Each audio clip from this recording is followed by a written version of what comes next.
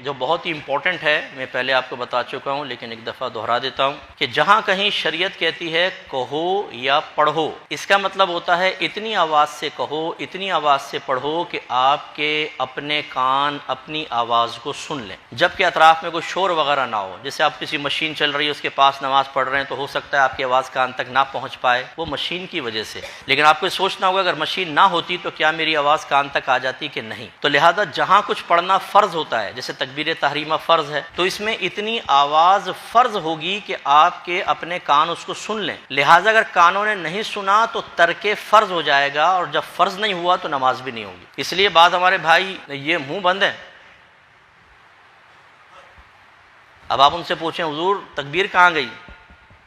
دل میں، یہ دل میں رہے گی نماز، پھر وہ اوپر نہیں جائے گی۔ تو اتنی آواز سے تکبیر اللہ اکبر، اتنا کہ آپ کے اپنے کان سنیں، ٹھیک ہے۔ اسی طریقے سے التحیات پڑھنا واجب ہے، اس میں اتنی آواز واجب ہوگی کہ آپ کے کان سنیں، اگر نہیں سنیں گے آپ کا واجب ترک ہو جائے گا، نماز ہو جائے گی آپ کی لیکن یہ واجب العیادہ ہوگی، ایک تو آپ گناہ گار بھی ہوں گے اور آئندہ زندگی میں اس کو دوبارہ پڑھنا لازم ہوگا۔ تو لہٰذا تکبیر میں آواز فرض، ٹھیک ہے۔ پھر ہم ثنا پڑھتے ہیں، یہ سنت ہے، اعوذ باللہ آپ نے نہیں پڑھنا، بسم اللہ نہیں، وہ قرات امام صاحب کریں گے۔ پھر امام کے پیچھے کسی قسم کی قراءت نہیں ہوتی، یاد رکھیں، ٹھیک ہے۔ چاہے آپ 4 رکعت نماز پڑھ رہے ہوں، 2 میں امام جہر کرتے ہیں، 2 میں سری آہستہ پڑھ رہے ہوتے ہیں، اس میں آپ کو کچھ نہیں پڑھنا، امام کے پیچھے قراءت نہیں کرے گا مقتدی، اس کے لیے حرام ہے قراءت کرنا، آپ کو خاموش رہنا واجب ہوگا 4 رکعت میں، بس امام کی قراءت آپ کے لیے قراءت۔ یہ کوئی قاعدہ نہیں ہے کہ امام کی قراءت ہمیں سنائی نہیں دے رہی اس لیے ہم پڑھ سکتے ہیں تیسری چوتھی میں، نو۔ اس کے بعد آمین کہنا، یہ بھی سنت ہے۔ پھر تکبیرات انتقال جو ہوتے ہیں، اللہ اکبر، سمع اللہ لمن حمدہ، ربنا ولک الحمد، پھر سجدے کے لیے اللہ اکبر اللہ اکبر، یہ سب سنت۔ لہٰذا ان میں اتنی آواز سنت ہوگی کہ آپ کے کان سن لیں، اگر نہیں سنے تو سنت ترک ہوگی، نماز ہو جائے گی۔ لیکن التحیات واجب، اس میں کانوں تک آواز لازم۔ ایسی آپ دعائے قنوت پڑھتے ہیں جیسے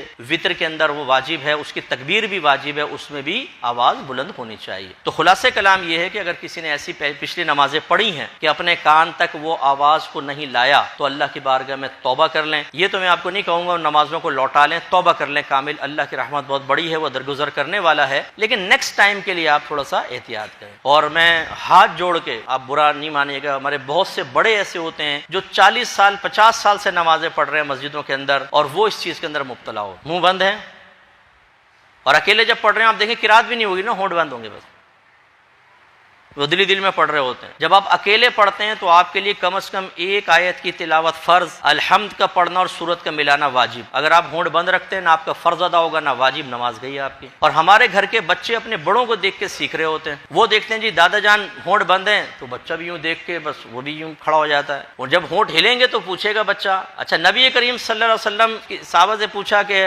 نبی کریم صلی اللہ علیہ وسلم ظہر عصر میں قرات کرتے تھے، یعنی ہونٹوں سے کہا کرتے تھے، کہا آپ کو کیسے پتہ چلتا تھا؟ فرمایا آپ کی داڑھی ہلتے ہوئے دیکھتے تھے، اتنی یعنی سرکار قرات کرتے داڑھی ہلتی تھی، جیسے ہم بولیں تو داڑھی ہلے گی نا۔ اس سے بھی پتہ چلا کہ صحابہ نماز پڑھ رہے ہیں، اللہ کی توجہ کدھر ہے،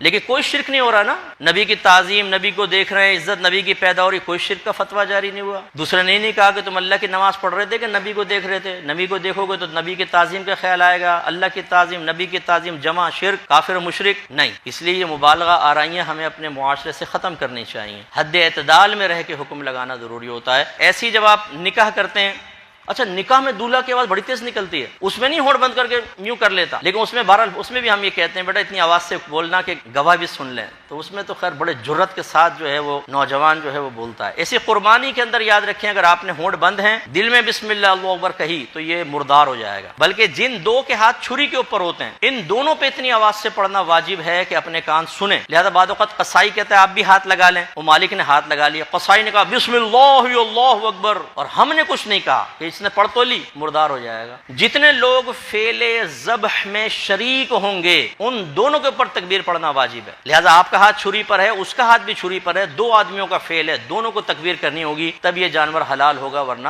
حرام ہو جائے گا۔ تو یہ بعض اوقات پانوں کے گٹکے یہاں پہ بھرے ہوتے ہیں، یہاں پہ قصائی نا بولے نہیں،